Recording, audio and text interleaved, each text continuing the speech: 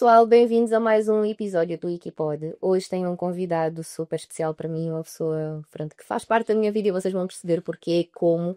O Alexandre Duarte é professor, formador, mentor, fazedor de coisas, criador de projetos incríveis. Nós vamos ver todo este processo e caminho que ele teve, como é que ele começou, como é que ele parou aqui, o que é que ele faz, o que é que ele nota de diferenças e o percurso. Enfim, aprender um pouco com quem gosta de ensinar. Portanto, bem-vindo, Alexandre, e obrigada por teres aceito este desafio.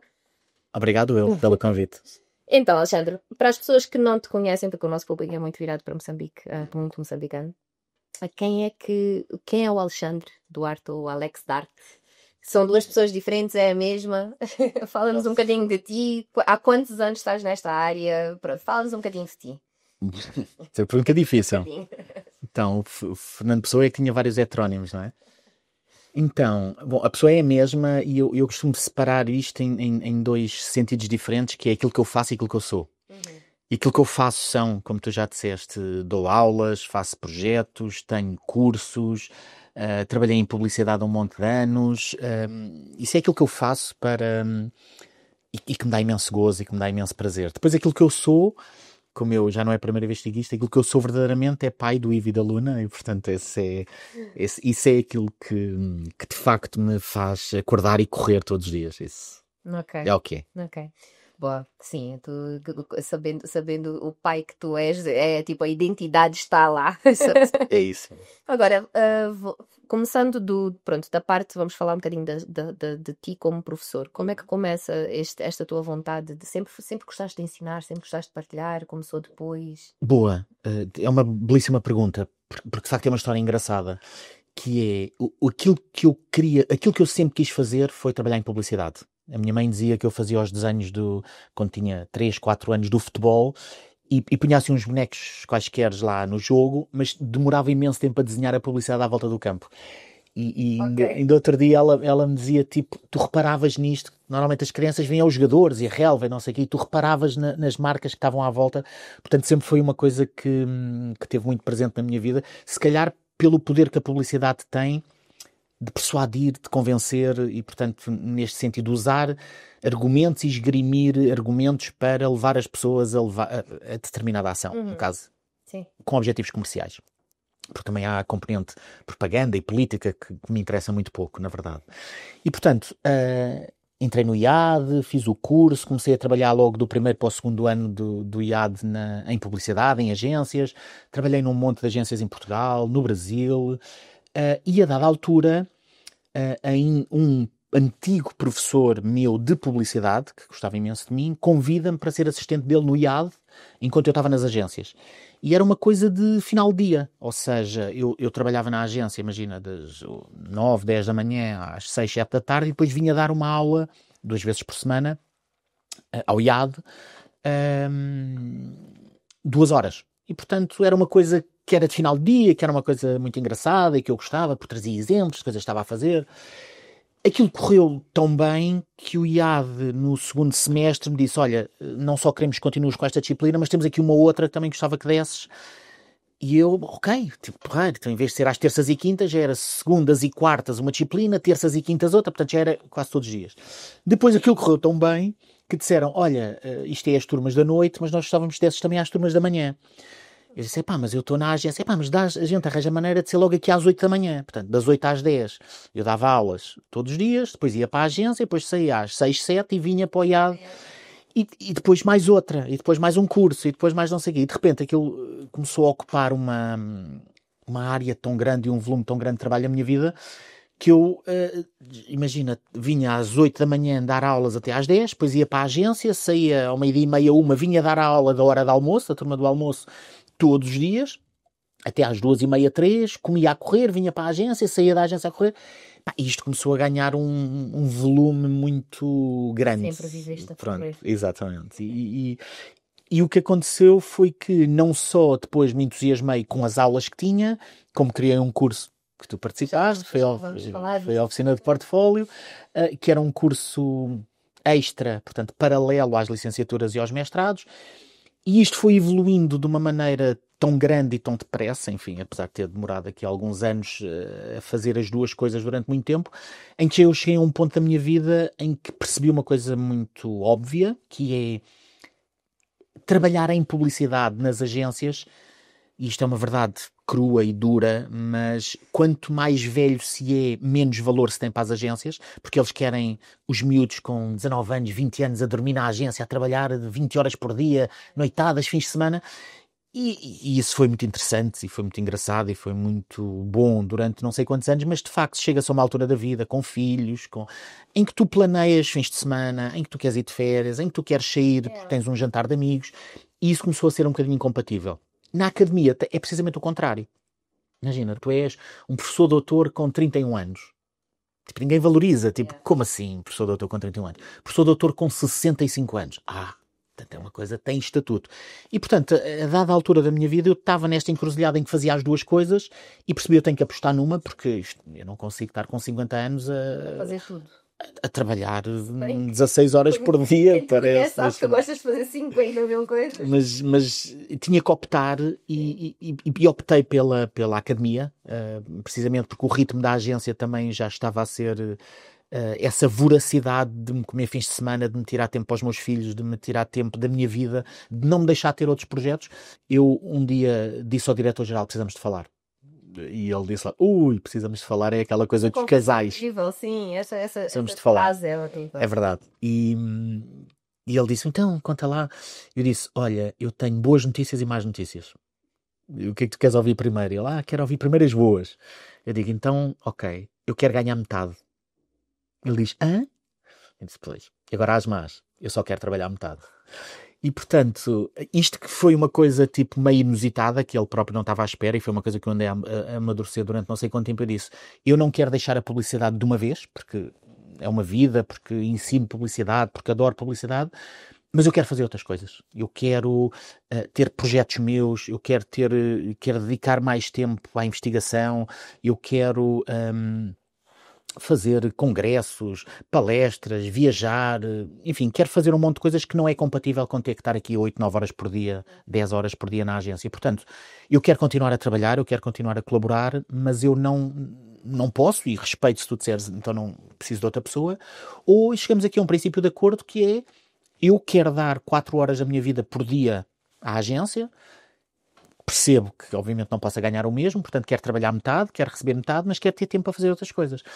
E apesar do choque, ele disse: nunca ninguém me tinha proposto nada assim, acordou, e acordámos até uma coisa muito engraçada, que foi, eu fiquei de alguma forma eu queria chamar isto pelo nome correto, sem soar arrogante, que foi, então vou-te dar alguns projetos específicos que eu acho que tenham a ver contigo e que eu quero, e que tu possas gerir com a equipa que queres. E se quiseres trabalhar às 3 da manhã, trabalhas. Se quiseres trabalhar sábado e domingo inteiro e depois não trabalhar segunda, terça e quarta, é contigo. E então, quando entravam determinados briefings específicos na agência, ele dizia: olha, ficas líder de projeto e diz-me que equipa é que precisas para fazer isto. Eu olhava e dizia: ok, eu preciso de um designer, de um web designer, de um planejador estratégico e de um copy, imagina. E portanto eu reunia aquela equipa que eu sabia, que não só conhecia, mas que se podia adaptar aos meus horários, à minha maneira de trabalhar, e montávamos aquilo que é a forma como eu mais gosto de trabalhar. Sem horários, sem regras, sem pressas, que é: onde é que está o deadline e qual é que é o objetivo. E há várias maneiras de chegar aqui, não é? Eu se quiser ir para o Porto, eu posso ir de bicicleta, eu posso ir a pé, eu posso ir de comboio, eu posso ir de avião, eu posso ir à boleia. O objetivo é estar aqui. Quando? E, portanto, a forma como eu vou lá chegar é minha. Eu, se só tiver que estar no Porto daqui a 15 dias, se calhar eu pego no carro, vou, paro, surf, almoço muito bem, vou, paro, conheço, vou ter com o amigo, e isso é uma forma, e quando lá chegar eu estou preparado. Se eu tiver que estar lá daqui a 2 horas, obviamente não posso fazer isso e vou ter que ir de avião, porque nem de carro dá tempo.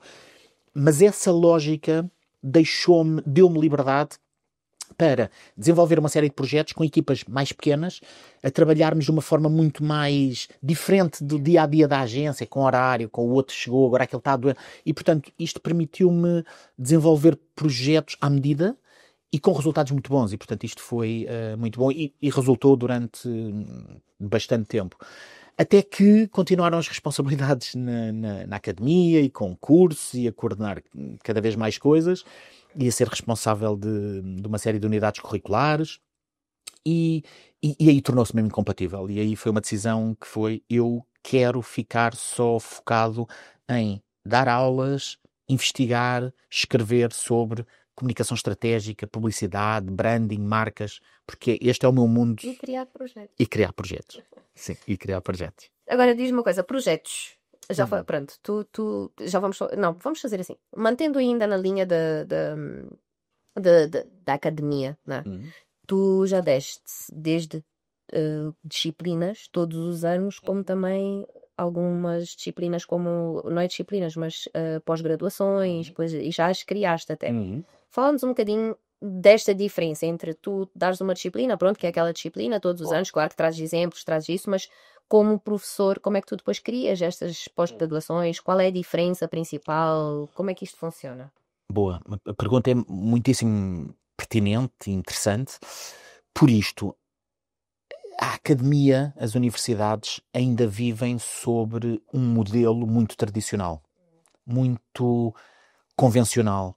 Isto não é uma crítica, é um facto, uma constatação, que é: a licenciatura é feita por X créditos que tens que fazer por semestre, apesar de hoje em dia, até com esta questão dos ECTS na Europa, permitir que o aluno escolha até quase que faça o curso à sua medida. Sim. E escolhendo as disciplinas que são mais... Mas no nosso tempo não era assim. E, portanto, tinhas que fazer não sei quantas disciplinas por ano.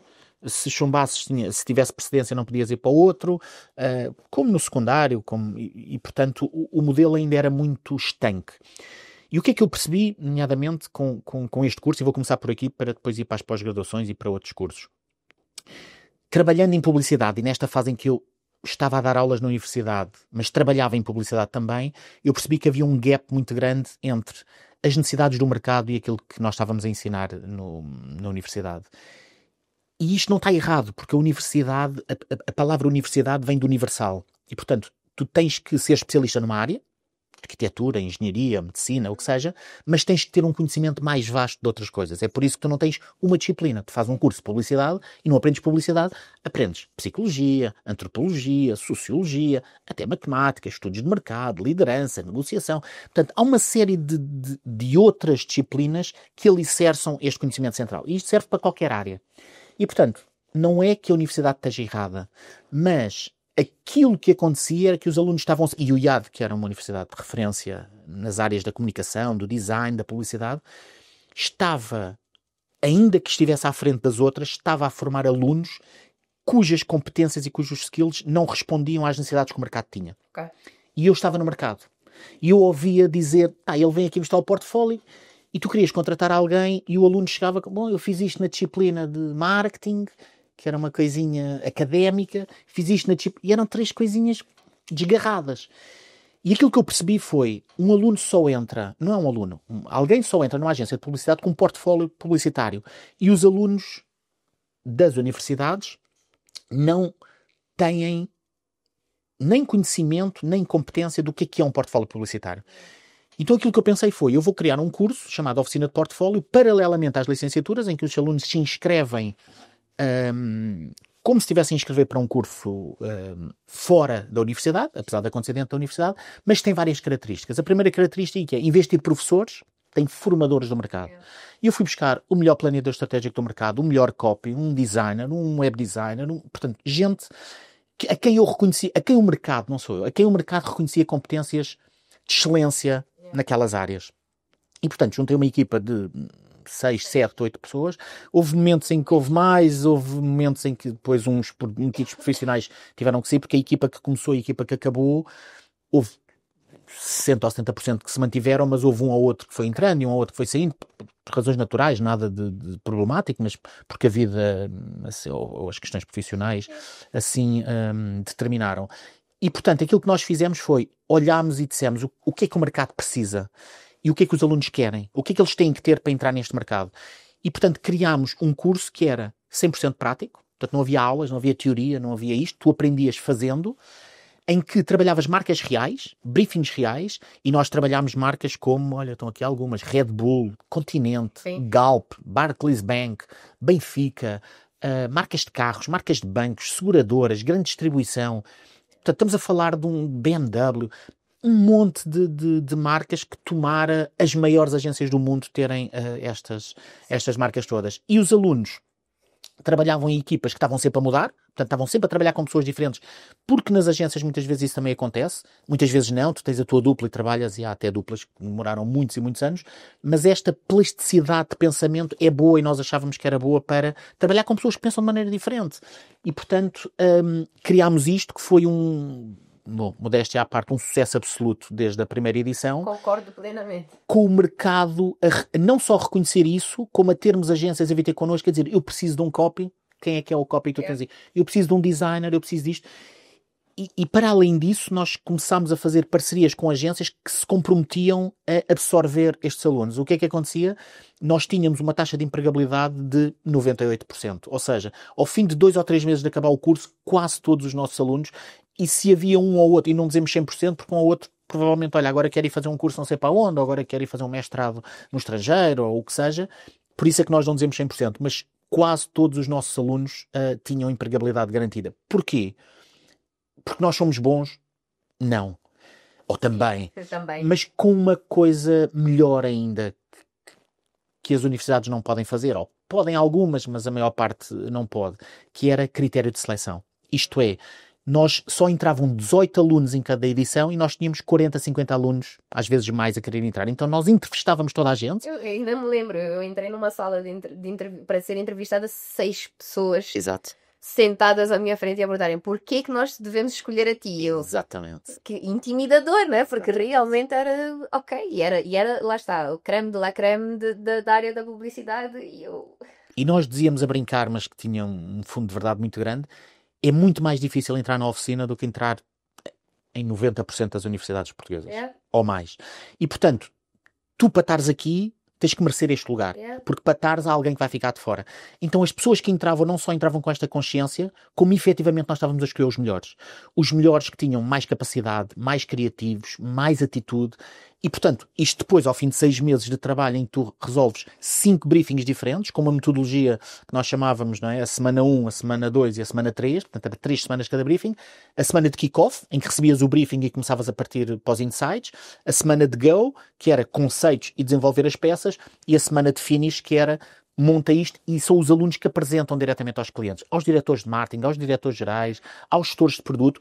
E, portanto, quando alguém com 19, 20, 21, 22 anos passa por este processo durante 6 meses, em que cria para 5 grandes marcas, com gente diferente, acompanhada por excelentes profissionais, quando chega ao fim deste processo, como nós dizíamos, o medo da folha em branco não existe. Chega à agência e diz, dá cá o briefing, que eu já fiz isto várias vezes, eu sei como é que se pega, eu sei como é que se desmonta, eu sei como é que se parte. E sei recomeçar, porque havia vezes também que o briefing, tipo, a solução que nós trazíamos era destruída na segunda semana, então ficávamos com uma semana para fazer uma nova proposta, e faz parte. E isso acontece nas agências, no dia a dia. E às vezes, no final, nós estamos super seguros daquilo que vamos apresentar e o cliente diz: não tenho dinheiro, não está alinhado com os meus valores, não acredito na ideia. Tanta coisa. Sei lá, eu lembro-me de uma ideia que nós tivemos para a Red Bull, a dada altura. Bom, não sei se em Moçambique é muito conhecido o caso da Maddie, que desapareceu, da menina inglesa que desapareceu na Praia da Luz. Pronto. E o conceito da Red Bull é dar asas. E o diretor-geral da Red Bull... Vocês usaram a Maddie para... Pior do que isso. E o diretor-geral da Red Bull veio ter connosco e disse assim: Alexandre, nós temos um desafio de comunicação que é, eu chego à Polónia e há um filme da Red Bull polaco. Eu chego à Áustria e há um filme da Red Bull Áustria. Eu chego à Inglaterra e não há um filme da Red Bull Portugal. Portanto, o desafio é, nós só queremos ideias de filmes, não queremos uma campanha integrada, não queremos nada disto, queremos ideias de filmes. Portanto, estás 3 semanas a pensar, com 18 alunos, a pensar em equipas de 3 a 3, não é? Mas a pensar em ideias para filmes. Portanto, tivemos centenas de ideias. E como é que nós apresentámos isto? Fomos para o LX Factory e fomos para um cowork e sentámos-nos no balcão com o cliente, e era um bar. E, portanto, basicamente era uma equipa que conta uma ideia, outra, e tivemos tipo 2 horas a contar ideias de filmes. E havia ideias giríssimas, vou-te só contar 3. Uma delas E a forma como apresentámos, enfim, muito disruptiva, não havia cá PowerPoints. Havia uns que não falaram, só tinham cartões e que foram passando os cartões. Outros mascararam-se, outros fizeram uma peça de teatro para contar, enfim, montes de coisas. Um deles era, olha, com o Mourinho, que estava a dar cartas na altura, porque tinha sido campeão europeu pelo Porto, e estava aí para a Inglaterra, e Chelsea, não sei o quê. E um deles era Deus, sentado na cadeira, e era o Mourinho assim, tipo, chega-te para lá, tipo, como que eu sou Deus. E Deus a dizer, não, isto é meu. E como é que o Mourinho tinha chegado lá? Porque deu um Red Bull, que deu-te asas e foi para o céu. Mas depois ir para o céu não é uma coisa boa, porque ir para o céu é morrer. E portanto, demos aqui umas voltas interessantes. Outro era conferência de imprensa, e esta era a parte. Conferência de imprensa dos pais da Média, a dizer não sei o quê, que deram em mente, tipo, por favor, quem souber, não sei o quê, não é? Pá, e de repente vê-se a miúda assim a aparecer lá atrás, porque estava a beber um Red Bull, e Red Bull deu-te asas. E nós tivemos uma discussão interna gigante entre os formadores. Levamos, não levamos, levamos, não levamos. E havia, a maior parte dos formadores dizia, Alex, não se brinca com essas coisas. Há uma família em dor porque a filha desapareceu, não sei o quê. E depois de uma grande discussão e de prós e contras, nós dissemos assim, bom, se há alguém que pode apresentar uma ideia tão disruptiva quanto esta, é a oficina de portfólio, somos nós. E quando apresentámos, o cliente disse assim, bem, isto é muito forte. Eu não posso fazer este filme, mas eu gostava de fazer este filme. Porque isto ia ter impacto no mundo inteiro. E a Red Bull não é uma marca, não é Caixa Geral de Depósitos, não é uma marca conservadora, séria. Se há marca que também poderia ter coragem para fazer isto, e portanto parabéns por isso. E isto foi muito engraçado, porque nós, como te disse, estávamos num bar que tinha um balcão e estávamos muitos sentados ali, eu, o cliente, mais uns quantos, e outros, e os miúdos ali espalhados no bar. E de repente, do nada, estava um senhor que esteve lá o tempo todo, de costas, estava no bar, e vi um senhor já com 50, 60 anos, diz assim, olha, desculpem, eu estou aqui há uma hora a ouvir-vos contar ideias da Red Bull, eu também tenho uma ideia. Posso contar? Ficámos todos assim a olhar uns para os outros, eu olhei para o cliente, e o André, que era o diretor-geral da Red Bull na altura, disse assim, sim, porque não? Tipo, conte lá. E ele começa a contar uma ideia, era uma ideia muito gira. Corta para, tinha sido um grupo de alunos que tinha contratado aquele senhor. Uau. O senhor estava lá desde o início, antes de nós chegarmos, já ele lá estava, de costas, e aquilo fazia parte nem eu sabia. Portanto, estamos a falar neste nível de disrupção muito... Nenhuma agência apresenta assim, nenhum cliente. Olha, eu lembro... E ficou tudo tipo, uau, essa ideia é muito gira. E o senhor foi-se embora, e só depois no fim é que eles disseram, esta ideia é do grupo tal. Tipo, nem eu sabia, portanto... Mas nós até... Eu lembro numa das edições, porque eu fiz duas, né? Numa das edições até nós pusemos um rato a andar de skate. Nós fizemos...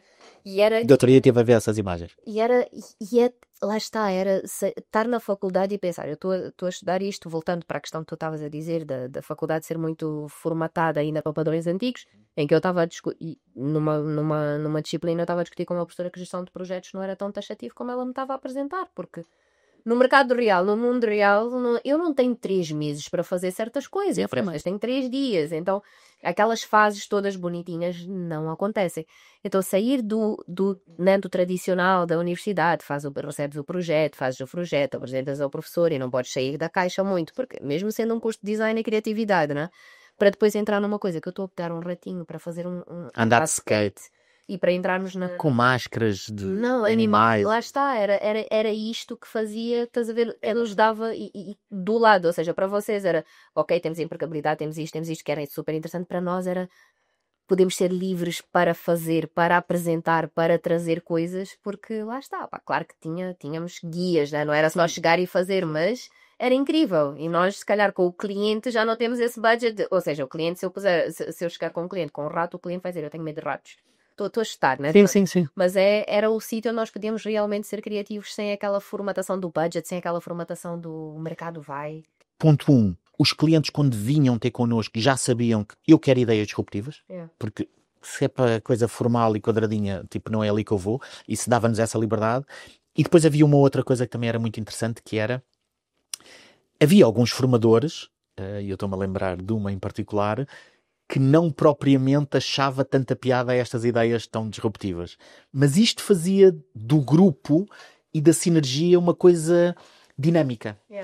tu não sabes o que esperar, e eu lembro-me dela dizer várias vezes até alguns anos, isso é as coisas malucas do Alex, isso nunca vai acontecer na vida. Não, era a Vera.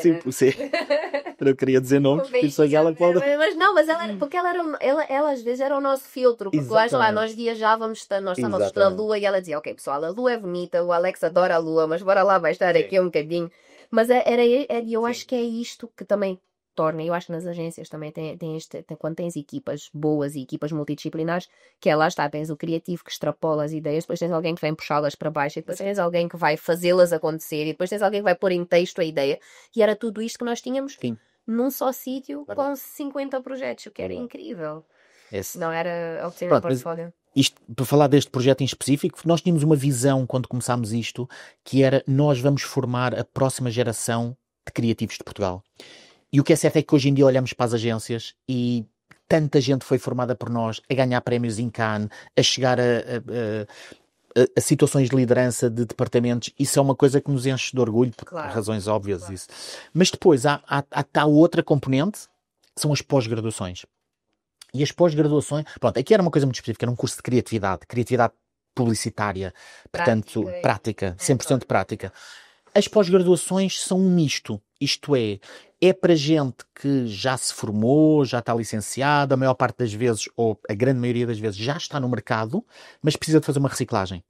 Porque as coisas mudaram, porque há novas ferramentas, porque há novas técnicas, e portanto aquilo que criámos uma pós-graduação em Service Design, criámos uma pós-graduação em Comunicação e Criatividade Publicitária, e portanto estas pós-graduações servem para alguém que se licenciou e que já está no mercado de trabalho fazer uma restart, como é que eu hei de traduzir isto? Fazer um recap, fazer uma renovação de conhecimentos que lhes permitiam atualizar-se, estava à procura desta palavra, que lhes permitiam atualizar sobre as coisas novas que estão a acontecer e as coisas que estão e que lhes vão ser úteis no emprego e nas profissões que têm agora, mas que as vão capacitar também para eventualmente mudar para outra área, ganhar competências em áreas muito específicas que lhes permitem crescer profissionalmente.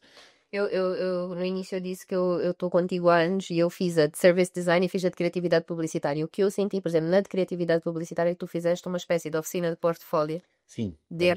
Porque nós fizemos uma apresentação para uma marca. Nós fizemos... Também para o público? Sim. Sim. E lá está, e a sensação é esta, eu posso já ter uma agência, eu posso já estar a trabalhar no mercado, mas às vezes falta aquela liberdade criativa para nos voltar a fazer pensar em coisas, para nos voltar a pensar, sabes, alinhar coisas que nós no dia a dia não estamos a olhar, no dia a dia estamos a correr, no dia a dia não estamos então foi super interessante parar e dizer, ok, também há criatividade envolvida, também há esta parte. Não é? Eu vou até mais longe no que tu estás a dizer. A dada altura, 2013 a 2016, eu fui diretor-geral de uma escola também, da Restart, e criei uma série de cursos também novos e reformulámos e uma das variadíssimas coisas que fizemos, e fizemos imenso até para crianças, chegou à Páscoa e criámos uma coisa que eram as férias criativas, e durante 5 dias os miúdos entre os 9 e os 14 anos, que os pais nunca têm onde deixar, porque os pais continuam a trabalhar, mas os miúdos estão uma semana inteira em casa, ou vão para a casa dos avós, ou, enfim, não têm muito para onde estar, ainda por cima nestas faixas de idade, que ainda são pré-adolescentes, portanto ainda não decidem sozinhos, ainda não tens muito chave de casa sozinhos, e portanto tens que os pôr de algum sítio. Então nós criámos estas férias criativas, que eram 5 dias, e que resultou muitíssimo bem, que era um dia a aprender fotografia, um dia a aprender vídeo, um dia a aprender videojogos, um dia a aprender, e foi um sucesso absoluto, e aquilo saiu em jornais e houve uma data de coisas. Mas criámos também formações específicas, por exemplo, muitas, mas uma delas que eu me lembro que chamámos as Afternoon Sessions. E as Afternoon Sessions eram coisas que aconteciam, imagina, segunda, quarta e sexta, das 6 às 9.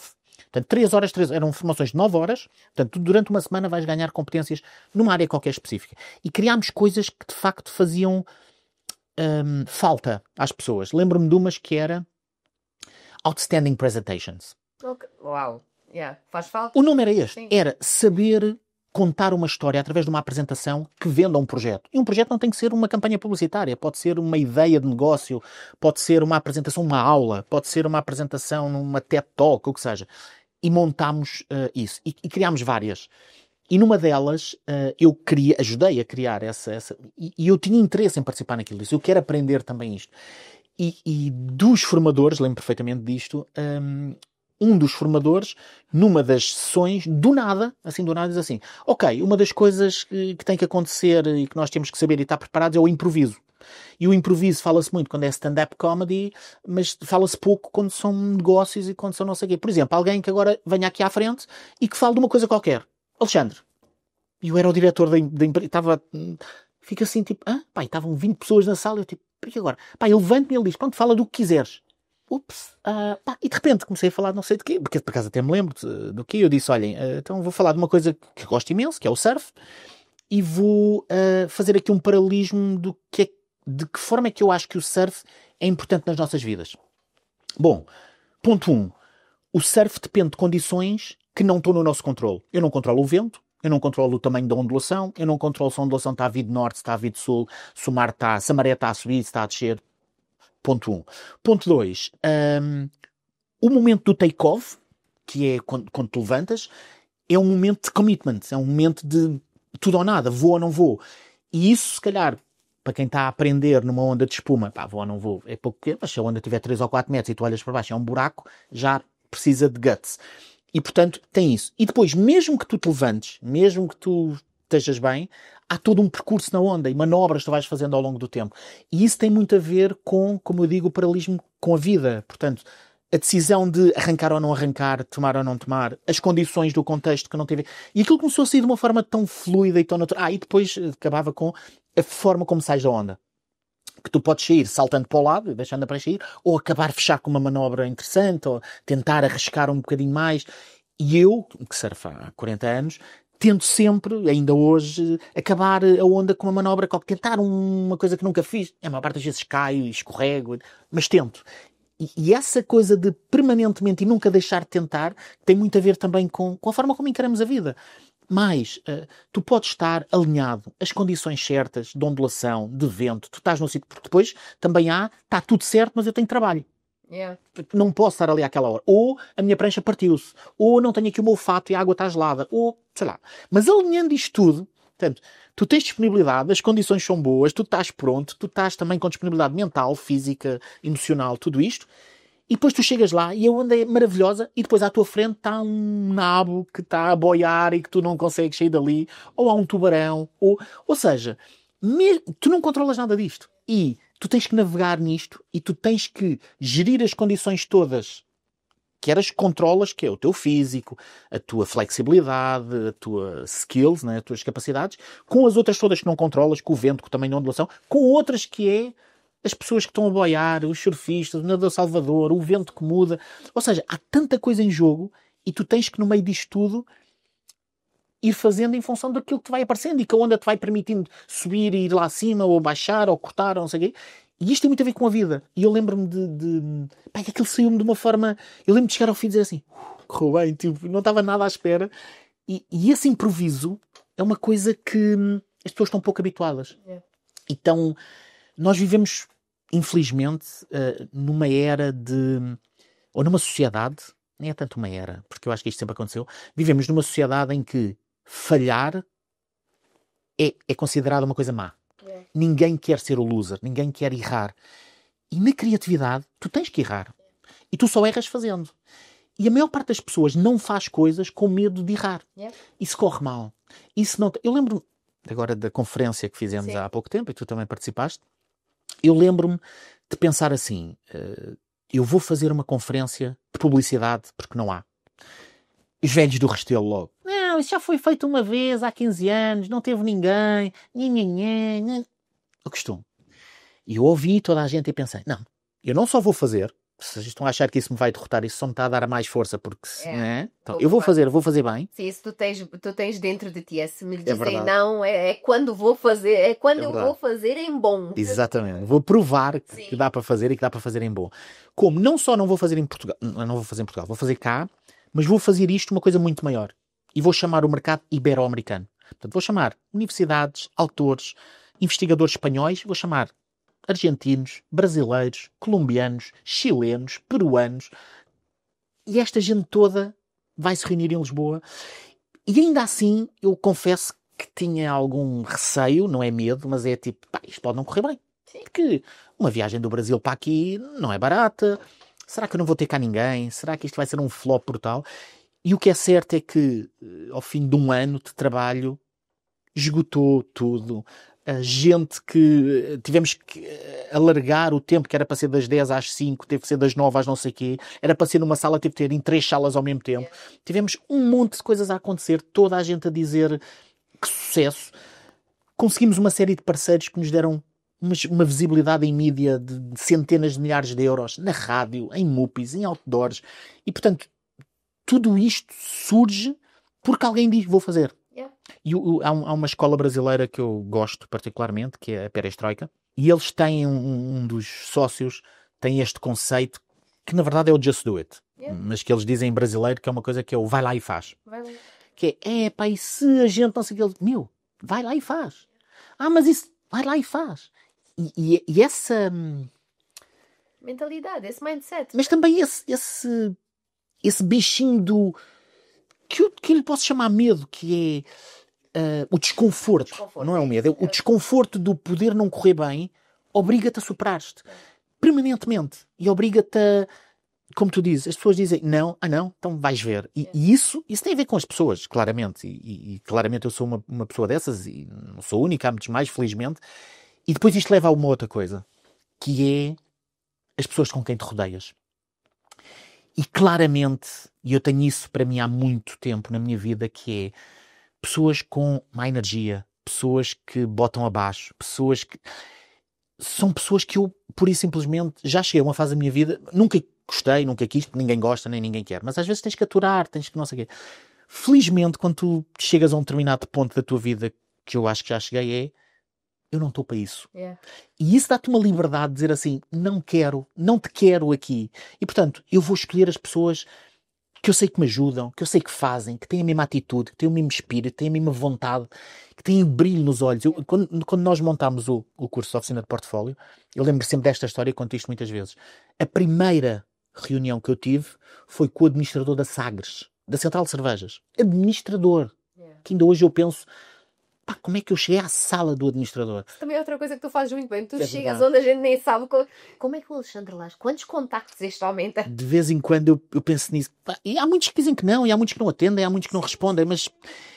E eu lembro-me de estar a contar, olha, eu vou fazer um curso assim, isto vai acontecer, e ele, pá, do alto dos seus 60 anos, e eu miúdo com 20 e tal, ou 30 anos, e ele olhar para mim e dizer assim, vai fazer? Vou! Porque não sei o quê, né? Eles assim, você não tem nada para mostrar. Você está a dizer que vai fazer. E você está a querer que uma marca como a Sagres entre numa coisa que vai ser feita, mas que ainda não foi. Isso corre mal. Mais uma vez. E eu continuei dizendo, eu não vou desistir. Eu não vou desistir. E acaba a reunião com ele a dizer assim, Alexandre, conte comigo. Conte com a Sagres. E vou-lhe dizer porque é que você pode contar connosco. Porque eu acredito nesse brilho que você traz nos olhos. Eu acredito que você vai mesmo fazer isso. Eu disse, eu vou. Ele diz assim, eu acredito que você vai fazer. Da maneira como você está a falar, eu acredito que você vai fazer. E fizemos e correu maravilhosamente. E a Sagres foi da primeira edição. E depois fizemos 12, acho eu. Portanto, sempre com mais e mais e mais. E mais uma vez, e tinha tudo para correr mal. Que era as primeiras 3 marcas dizerem não, e tu desistes.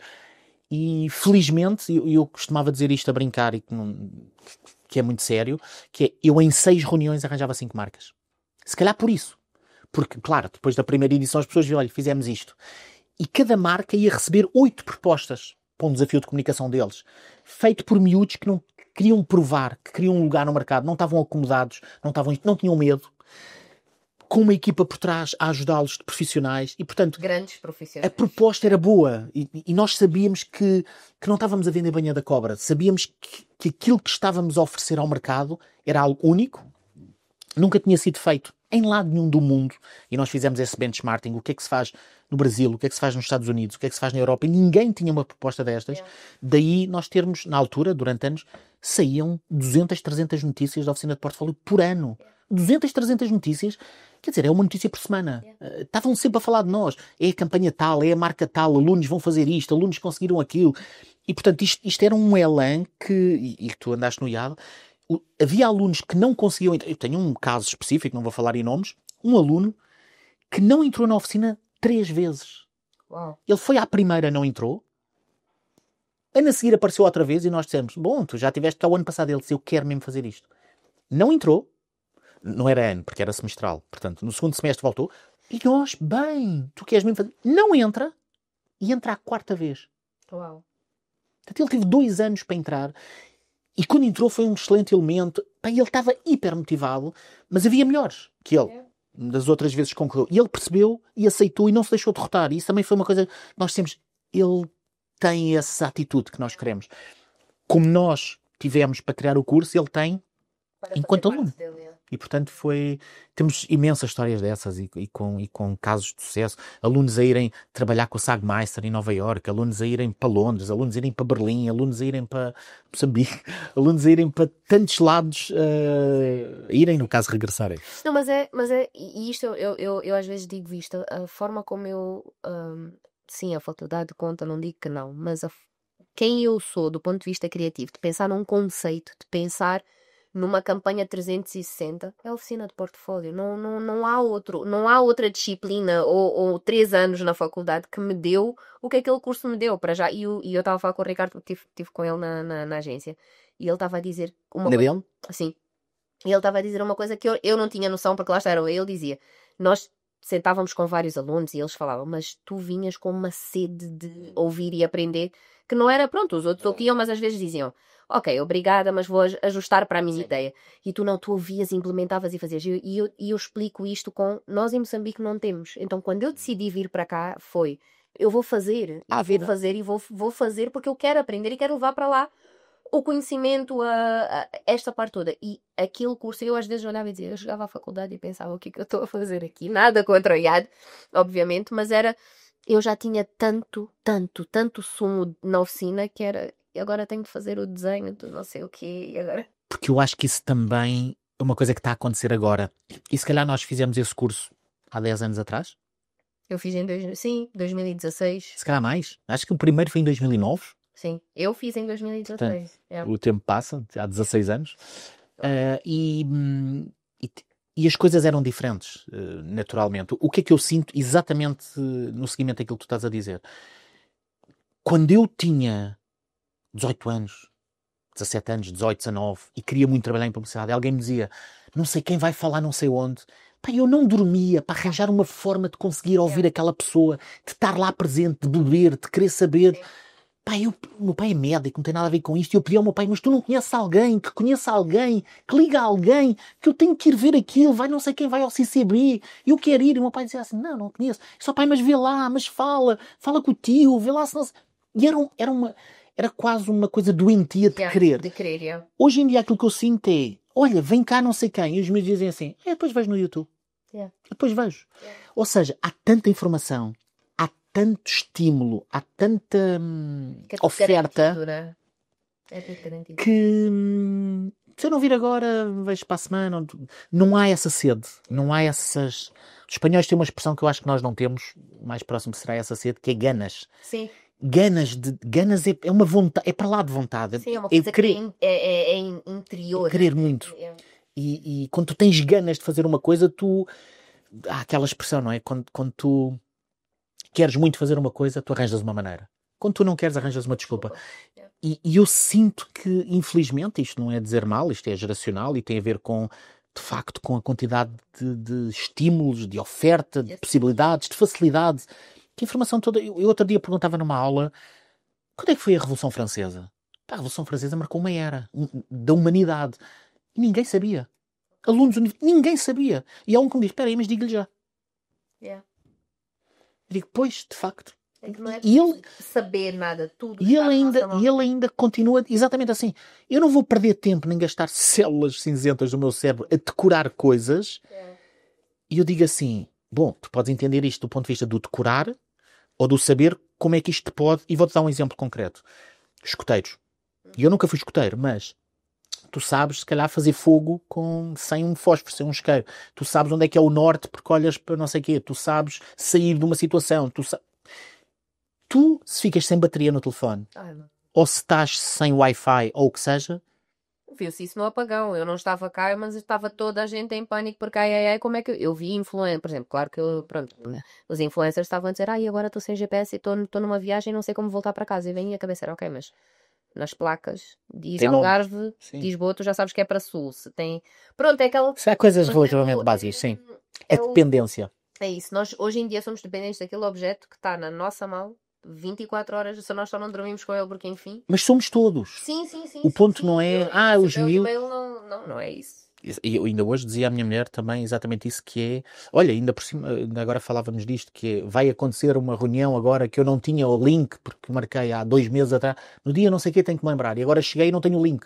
E portanto isto, mas nem eu nunca me lembraria se não tivesse apontado. Sim. E se o telefone não me dissesse, olha, vais ter uma reunião daqui a não sei o quê. Por exemplo, uma coisa que eu vejo hoje em dia, e coisas simples, que é, eu mando uma mensagem para alguém a dizer, a reunião está de pé. Eu faço isto automaticamente. Antigamente, quando não havia telemóveis, marcavas uma coisa e nisso Assumias. havia aquela hora, tu ias ter com aquela pessoa naquele sítio e tal, porque era o fixo. Sim. Tu ligava e era. Eu sei que isto às vezes pode parecer, lá está, para ti, se calhar mais do que para mim, mas eu sinto-me velha a falar com a minha equipa, estás a ver? Porque lá está, eles não sabem o que é isso, eles não fazem a mínima ideia do que é. Mas repara, sim, tens razão, mas isto aconteceu com todas as gerações. Sim. O que acontece agora é que acontece muito mais rápido. Acontece muito mais depressa. Sim. Portanto, a evolução que sempre houve, as coisas que sempre mudaram. Quer dizer, eu lembro-me de ter 14 anos e dizer os meus pais são de uma geração diferente da minha, não pensam da mesma maneira. Não. E lembro-me dos meus pais dizer, e nós também dizíamos deles, e lembro da minha avó dizer, e nós dizíamos deles, e vai ser.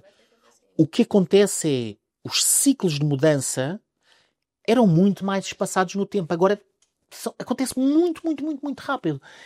E isso, chegámos a um ponto, e eu falava nisto na Next Martin, em que o ser humano vai deixar de ter, e eu acho que estamos muito próximo deste ponto, vai deixar de ter capacidade de absorver toda a informação, todo o estímulo. Não consegue. E, portanto, temos aqui 2 hipóteses. Ou ficamos malucos, porque tentamos absorver isto tudo e esgotamos, porque o nosso cérebro não tem esta capacidade. Não é impossível. Não é mesmo impossível. Ou temos que ser cada vez mais seletivos nas coisas que escolhemos participar, ver, ler, ouvir. E eu acho que nós vamos caminhar para aqui, que é uma era de ultra especialização em que eu vou dedicar cada vez mais tempo a cada vez menos coisas. Eu acho que estamos na era contrária agora. Dedicamos cada vez menos tempo a cada vez mais coisas. Mas eu acho que isto vai saturar e vai voltar a fechar. Que é, eu não quero perder tempo com, se calhar uma coisa que vai soar mal para quem nos estiver a ouvir, mas eu não quero perder tempo com política. Eu não gosto de política.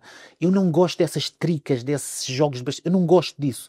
Portanto, eu vou evitar isso da minha vida. Eu gosto de relações humanas, eu gosto de olho no olho, eu gosto do toque, eu gosto de desporto, eu gosto de família. Eu vou dar cada vez mais tempo, mas isso eu já sinto. O que eu acho é que isso vai ser uma tendência. Eu acho que as pessoas vão chegar...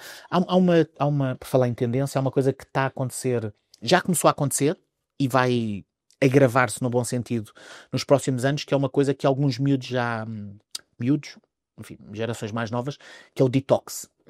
Que é, estão voluntariamente a comprar telefones dos antigos de teclas que só fazem telefonemas, sem internet, sem isto. Ainda é um ou outro e ainda são apontados com ele é o que... Não. Mas começa a ser cada vez mais. Por uma questão até de sanidade mental. E não só isso, porque o excesso de estímulos destrói, não nos deixa focar em nada, não nos deixa ter tempo para nada.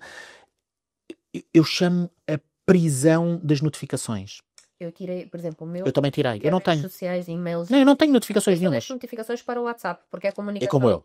Exatamente. Porque aí pode ser alguém, família, ou... Eu já estou às vezes com alunos a fazer trabalhos e estou ali, e em 10 minutos o telefone está pip, pip, pip, pip, pip. Portanto, tu não consegues focar em escrever, ler, conversar, porque a atenção está o tempo todo. E eu digo muito isso. Desliga as notificações. Eu, quando quero ir ao Instagram, eu vou. Agora quero perder aqui 10 minutos a ver... Não. Quando eu quero ir ao Twitter, eu vou. Quando eu quero ir ao não sei o quê, eu vou. E aí sou eu que controlo e não estou a ser controlado. Isso faz uma diferença brutal. Mas este detox é outra... que não sei se vai pegar, mas eu acho que vai haver cada vez mais pessoas a dizer... Eu ouço, e tu estiveste no Next Martin, no painel onde eu estava, havia diretoras de marketing, porque era tudo mulheres, menos eu, e diretoras de marketing e CMOs e CFOs a dizerem: o meu sonho é ir viver para o campo, sem internet, sem telemóvel. E tu podes dizer: ok, mas estamos a falar de pessoas de 50 anos, que quando nasceram e quando eram pequenas não havia, adaptaram-se e agora começam a sentir falta. Os miúdos de hoje em dia não. Porque os meus filhos nasceram com a internet a existir. Portanto, é a realidade deles. Eles não sabem o que é não ter. Pelo contrário, não ter é faltar-lhe um braço. Tipo, como é que eu ando nesta vida? E não sabem fazer isso. Mas eu acho que isso é uma tendência que vai... Eu acho que até os países, porque isto olhando para uma notícia que eu vi no outro dia, eu já não me lembro se era a Suíça ou a Suécia. Suécia, que Voltou. Ou seja, Tirou os tablets. na escola era tudo tablets e não sei o quê, agora voltou a pôr o papel. Caneta. Porque quando tu escreves, imagina, eu vou escrever uma fórmula matemática. Eu tenho que pensar naquilo, processar no meu cérebro, dar informação ao cérebro. E isto é completamente diferente de teclar. Sim. Porque teclar eu não estou a fazer esse processamento de forma tão elaborada e tão profunda. E, portanto, eu aprendo menos. É exatamente a mesma coisa de eu estar a teclar um texto ou estar a escrevê-lo à mão. Porque a desenhar as letras, fazer isto, o meu cérebro processa de maneira diferente. E é essa a razão porque esses países, Noruega, Dinamarca, Suécia, Finlândia, estão a voltar ao papel e à caneta porque perceberam que as crianças estavam a perder estes skills que são úteis e muito importantes no futuro. E agora lembrei-me de outra coisa, que já ouviste falar no inverno da fome? Não. O inverno da fome, que eu não consigo dizer em holandês, foi um fenómeno real que aconteceu durante a Segunda Guerra Mundial, quando as tropas alemãs cercaram a Holanda num inverno muito rigoroso e o cerco bloqueou a entrada de comida. E em invernos rigorosos, cheio de neve, tu não plantas, nem colhes, nem... Pronto. E durou, enfim, e custou. E todos os bebés cujas mães ou estavam grávidas e, portanto, ainda estavam para nascer em gestação, ou com até 2 anos, que passaram por esse inverno da fome, quando chegaram aos 13, 14, 15, 16 anos, eram todos obesos. E ninguém conseguia perceber porquê. E houve alguém que foi estudar. E então o que é que aconteceu? Numa fase muito precoce da tua vida, em que tu não tens ainda consciência das consequências, não vai faltar. Então eu vou acumular. Se chegaram a uma mesa, e isto é antes de pré-consciente, porque, ou não, bebê, meses, pronto, e esta fome e esta falta do vai faltar, o que é que aconteceu? Quando chegaram ali aos 13, 14, 15 anos, já pós-guerra, já com comida na mesa, se houvesse 3 frangos na mesa, comiam os 3 frangos, e ninguém conseguia explicar isto, porque vem de uma coisa que ficou. E eu pensei nisto e queria escrever sobre isto, e deixei passar o timing, nunca consegui escrever sobre isto, mas falo disto muitas vezes, que é, eu tenho muita curiosidade para perceber o que é que vai acontecer a esta geração quando chegar aos 13, 14, 15 anos, que eram bebés, quando foi o Covid. Que sem ser os pais viram toda a gente de máscaras. O que é que isto quer dizer? Quer dizer que não viram expressões, não viram risos, não socializaram como os outros. Portanto, assim como os outros, por causa da fome, quando chegaram ali, comeram, enquanto houver comida na mesa eles vão comer tudo, porque o cérebro lhes diz vai faltar, e tu não sabes e comes já, e portanto eram todos obesos. Eu acho, posso estar completamente enganado, portanto, Covid foi 2021, portanto tem agora 3, 4 anos, mais 10 anos, 8, 9, 10 anos, eu tenho muita curiosidade para perceber como é que vão ser estes teenagers, estes adolescentes, em termos de relações sociais. Sim, porque foi algo que lá atrás... Perderam. Não tiveram colo, não tiveram beijinhos, não tiveram aquilo que os bebés têm em todo lado, na natureza humana. Como é que, das 2, 3, ou eles vão ser muito frios e muito secos nos relacionamentos porque não tiveram isso, ou pelo contrário, como os obesos, vão ser extremamente demais, é uma coisa que nós não estamos sequer habituados a ver, porque lhes faltou. E eu acho que isto vai ser uma coisa muito interessante de estudar. Por acaso não tinha para fazer. Incrível. Porque lá está, e pensando, por exemplo, não na fome, mas há pessoas, por exemplo, que guardam muita coisa. E eu lembro-me da minha mãe. Física, por exemplo, a minha mãe não deitava nada fora. O cadeado podia ser arranjado, não sei o quê, porque ela passou uma infância que tudo faltava. lá está, não do ponto de vista de comida, mas do ponto de vista de coisas. Não Pronto, havia. ela, na cabeça dela, o ferro que eu utilizei para fazer uma obra de qualquer coisa, se sobrou um pedaço assim, aquele pedaço assim vai ser utilizado com alguma coisa, porque eu depois posso não ter dinheiro para comprar. E tudo, quando tu cresces com isto, tu pensas, mas espera, mas tu podes hoje em dia ir à loja e comprar mais. Mas a pessoa não pensa assim. Sim. E às vezes diz, lá estás tu. Não é lá estás tu, vem de algum... E pensar nisto, agora tu fizeste isso e fez-me assim um clique, Verdade. lá está, a gente olha para trás Verdade. e pensa nisso. E os ingleses têm uma expressão maravilhosa que é try to walk in my shoes. Yeah. É muito fácil, há aquela expressão que diz, se conselho fosse uma coisa boa, ninguém dava, vendia. Yes, yeah. Que é, quando eu tenho um problema e digo, Joana, não sei o que é de fazer, para ti é muito fácil dar a solução, por uma razão simples, porque o que quer que eu decida, a consequência não vai sofrer em ti. Portanto, quando um amigo diz, não sei, eu fazia assim, como quem? Se isso depois correr mal, ou se tiveres consequências, é contigo. Portanto, eu consigo facilmente dar, e toda a gente dá. E o conselho é grátis por isso. Mas quando eu faço esse exercício de empatia, que é, esta pessoa passou por isto, esta pessoa está nesta circunstância, e a maior parte das vezes nós não vemos, nós não sabemos o que aquela pessoa está a passar, se está com uma depressão, se desapareceu um familiar querido, se correu mal a vida, se foi despedido, nós não sabemos isto. E às vezes estamos no metro, nas finanças, a interagir com pessoas e a pensar, que estúpido, que não sei quê, no trânsito, a buzinar, e nós não sabemos a circunstância daquela pessoa. E falta muito empatia, se calhar por isso, porque as relações são cada vez mais superficiais, cada vez mais na base do digital. Eu ia dizer isso porque, por exemplo, eu vi a minha irmã crescer e eu fazia-me confusão, porque nós temos uma diferença de 16 anos. E ela ia com as amigas lá para... Eu, quando tinha amigos em casa, o meu pai, felizmente, pronto, tem capacidade de ter uma casa com piscina, eu ia para a piscina com os meus amigos e nós estávamos ali uma tarde, uma manhã, um dia inteiro a curtir aquele momento nós. A minha irmã ia com as amigas para casa e mexiam no telefone e conversavam umas com as outras. E eu a pensar... Pelo telefone. Sim. E estavam a falar no grupo com alguém, ou seja, imagina, era um grupo de 5 pessoas, estavam lá 3, 2 delas não estavam lá porque não puderam estar, mas estavam todas a conversar no grupo. E eu a pensar, como assim? Mas... olhando para a geração, é assim, certo ou errado, é assim que ela funciona, não é? Sim, para nós faz confusão, mas para eles é normal. Mas, por exemplo, para o meu pai fazia confusão nós brincarmos dentro de casa e não brincarmos na rua, por exemplo, porque para ele, eles cresceram a brincar na rua, era diferente. Ou seja, cada geração tem a sua questão. Minha questão com esta geração é que o raciocínio lógico perde-se. Eu, por exemplo, se eu perguntar a alguém qualquer coisa da tabuada, básico, nem é preciso ir para 3.500 vezes 1900, não. O 8 vezes 7, a pessoa vai ficar tipo... E eu acho que este sentido de raciocínio, o sentido de, para já pertença, porque toda a gente agora, nós pertencíamos porque queríamos. Se tu pensares, não sei se aqui em Portugal o ICQ havia, era uma plataforma de chat, pronto, nós Eu se calhar não... Pronto, nós em Moçambique usávamos muito, mas era uma coisa antiga, mas era, tu tinhas grupos, imagina, eu gosto de calças azuis, eu tinha um grupo, eu gosto de calças cor-de-rosa, eu tinha outro grupo, e eu entrava no grupo com que eu me identificava. Sim. E o que tu vês hoje em dia, no mundo, principalmente no universo digital das redes sociais, é, eu quero dar opinião sobre o facto do outro gostar das calças cor-de-rosa porque eu gosto das calças azuis. Sim. Ou seja, eu deixei de estar no meu grupo porque eu pertenço naquele grupo e passei para atacar quem é contra quem gosta do outro grupo. Nem é quem é contra o meu, é quem gosta do outro. Então, estas diferenças de eu já não pertenço a um grupo, eu ataco quem não pertence ao meu, o raciocínio lógico, há tanta coisa nestas gerações que mais tarde nos tira aquele princípio de relações, sim, de aceitar o outro. Atenção, não estou a dizer que nós temos de aceitar um assassino porque a pessoa, pronto, não é neste sentido, não é neste extremo, mas eu posso gostar de laranja, tu gostares de azul, ou vice-versa, e nós temos respeitar isso, certo? Respeitarmos e ouvirmos a opinião. E hoje em dia, tu sentas numa mesa de jantar e hoje em dia tu discutes política, por exemplo, é uma discussão. Antigamente tu trocavas ideias e hoje em dia não, ou estás do meu lado ou estás contra mim. Exatamente. O mundo está muito polarizado, cada vez mais. E isto era uma coisa muito americana.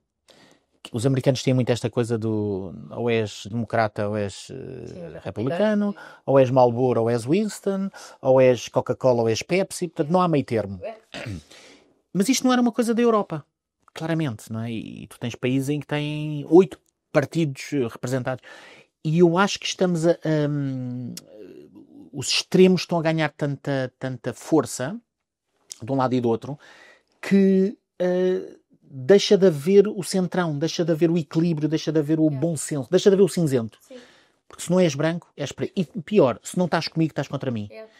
Então, em questões políticas, que é uma coisa que me incomoda, porque não gosto, eu digo muitas vezes isto, olha, eu olho para uma série de partidos e digo assim, olha, eu concordo com esta ideia, isto faz-me Mas sentido, também concordo com esta mas do outro. concordo com esta do outro, exatamente, e as pessoas não entendem isso. E não concordo com esta deste e não concordo com esta do outro, e pronto. E a maior parte das pessoas que estão em partidos, que são filiadas, que são doentes, acham, não, se tu concordas com essa ideia, tu estás contra mim.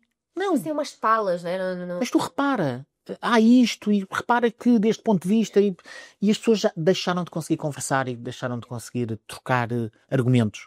Passa a ser, ou estás comigo ou estás contra mim. Isso E isto leva para aquela questão depois do egocentrismo, que é ou é da minha forma ou não é de forma nenhuma, e tu vês isto na sociedade, vês isto no trânsito, vês isto na fila de qualquer coisa, tu vês isto em todo lado, e lá está, isto não é uma questão Europa, América, é no mundo inteiro, porque tu neste momento, se calhar podiam dizer assim, porque a África, nós, e pronto, por várias questões, estamos, sei lá, 20, 30 anos atrasados em certas coisas que já aconteceram aqui, nós estamos a ver acontecer lá agora, isto desde políticas, desde leis, desde várias coisas, pronto.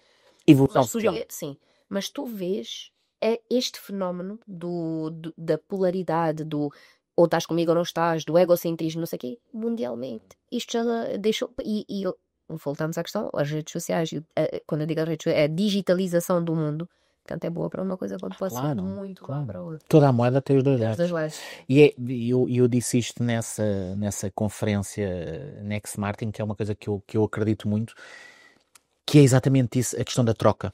É.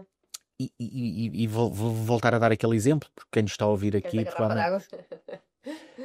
Não é esse. Não é esse? Não, ok. é outro, que é, eu tenho 1 euro e tu tens um pão, e eu dou-te o euro e tu dás-me o pão, Yeah. e esta troca é justa. Yeah. É assim que o mundo funciona. E, portanto, nada de errado aqui.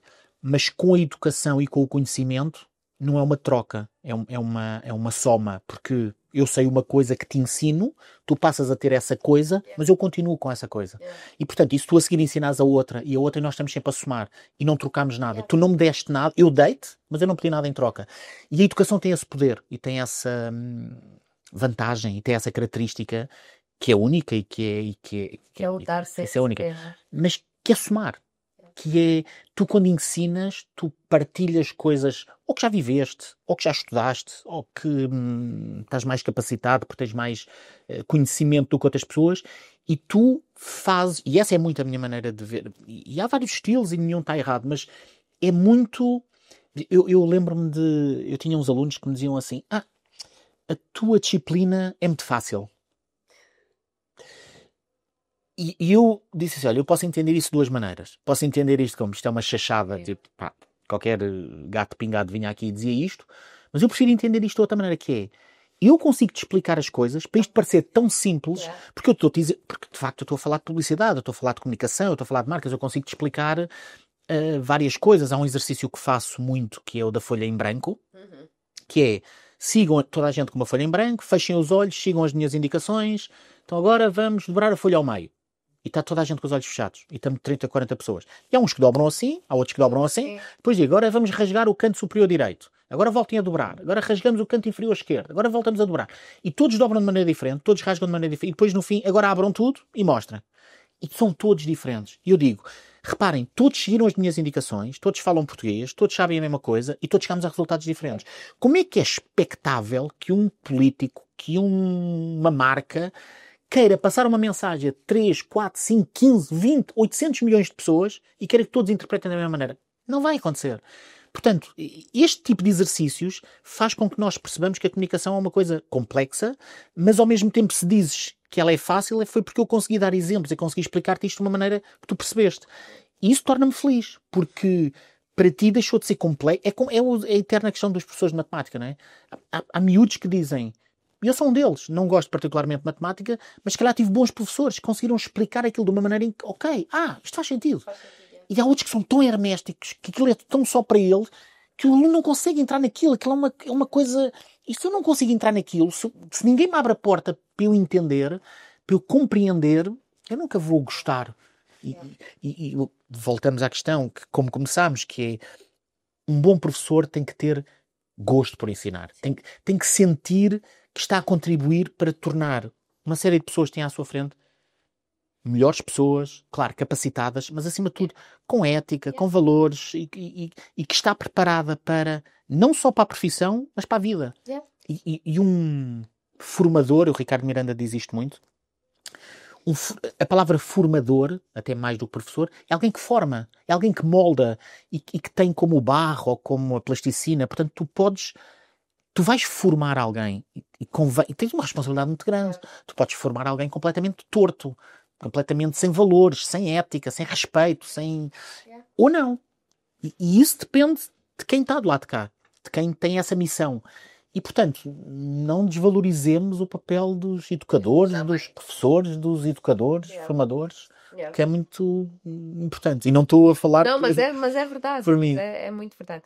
Bom, a conversa está maravilhosa, mas senão daqui estamos assim 3 horas a conversar, porque a conversa, principalmente nós os dois, nós podemos ficar horas a conversar.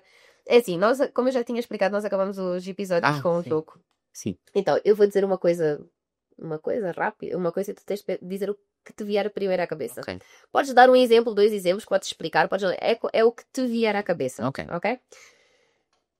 Esta eu já sei, eu vou começar fácil e eu já sei a resposta. Um motivo de muita alegria. Meus filhos. Um projeto. Só podes escolher um. Eu diria a oficina de portfólio. Ok. Mesmo, é incrível. É uma coisa que já acabou há tantos anos, continua a ser. Sim, foi marcante. Se tivesses de recomeçar hoje, onde apostarias primeiro? Onde apostaria? Em mim. Okay. Incrível. Sabes que há perguntas que são repetidas, né, de um convidado para o outro. Não todas, mas as respostas são todas diferentes. É a mesma coisa da folha em branco, porque cada um tem uma... Sim. Isso é bom. Um reconhecimento. Aos meus pais. Ok. E à Elsa. Não podia deixar de dizer. Grande Elsa. Mas sabes que, por exemplo, quando falamos de reconhecimentos, há muitas pessoas que olham para o reconhecimento que receberam, não que queiram dar. Portanto, sim. Um sonho. Olha, vai soar a clichê, mas ai, como é que ele se chama? Morreu agora, semana passada. Do Expresso, Balsemão, Pinto Balsemão. Sim. Dizia uma coisa e eu só ouvi essa expressão dele, já quando ele morreu, várias pessoas disseram, e eu acho que é a resposta certa para isto, que é: se eu puder deixar o mundo um lugar melhor do que encontrei, eu ficarei feliz. Ótimo. Mas sabes que eu acho, não estou a dizer que é só os professores, mas eu acho que quem gosta de ensinar tem esta coisa, não todos, sim, nem só, né? Mas tem quem gosta, quem faz por paixão e lá está, vê-se o brilho nos teus olhos, vê-se isso tudo quando estás a ensinar, é realmente essa questão de eu quero deixar algo melhor, eu quero deixar algo, portanto. O que é que o Alexandre Duarte diria ao Alex Darte?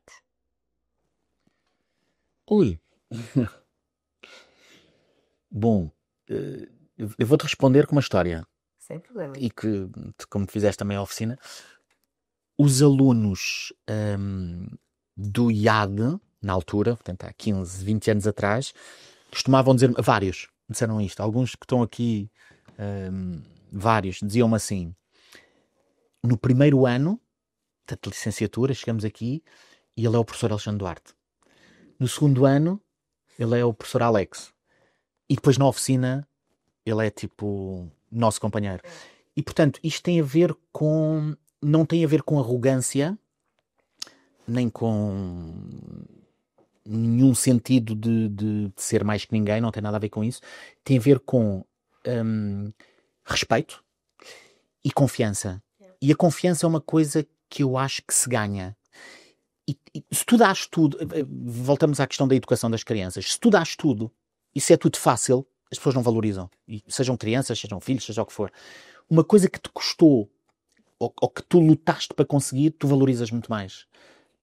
E portanto, quando os alunos se tornam amigos, como é o teu caso e como felizmente são centenas, isso é muito bom, porque nós quando nos conhecemos não éramos amigos, mas o processo alinhou uma série de coisas que tinha a ver com empatia, com conexão, com relação, com sintonia, até que com umas pessoas tu te dás mais e E isso tem a ver com todas as relações humanas, sejam alunos, sejam pais, sejam familiares, sejam... Há pessoas com quem tu sentes empatia e conexão e que cresce e cresce na relação e que se pode tornar amizade, ou não. E há pessoas que se cruzam na tua vida e não, nem ai, nem bem, nem mal. Portanto, eu diria que está bem como está. Isto é, há pessoas para quem eu quero ser o Alexandre Duarte e há pessoas para quem eu quero ser o Alex Duarte e vivo bem com isso, porque eu acho que é importante cada plano e cada relação estar em sítios diferentes. Sim. Não é que eu seja uma pessoa diferente, há pessoas a quem eu dou coisas que a outras não dou. Eu acho que isto acontece com toda a gente. E isso não está errado.